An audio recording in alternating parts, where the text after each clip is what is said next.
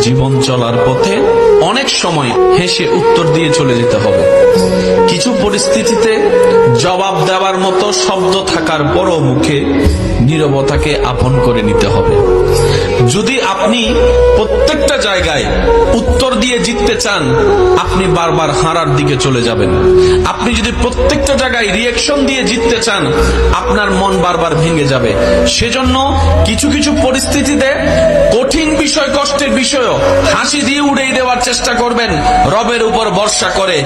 কিছু কিছু জায়গায় পেট ঝগড়া না লাগার জন্য নীরবতাকে আপনি আপন করে নিবেন, ঝগড়া থেকে দূরে থাকবেন, তর্ক থেকে দূরে থাকবেন। আপনার ব্রেইনও ভালো থাকবে, আপনার হার্টও ভালো থাকবে। আপনি রবের সন্তুষ্টির জন্য যেই সব বিষয়ে ধৈর্যকে আপন করে নিবেন, একদিন না একদিন সেই বিষয়ে উত্তর আপনার আর মুখ দিয়ে দেওয়া লাগবে না। আল্লাহ এমন সিস্টেম করে দিবেন, সেই ব্যক্তির কাছে উত্তর অটোমেটিক পৌঁছে যাবে রবের পক্ষ থেকে। বলেন সুবহানাল্লাহ।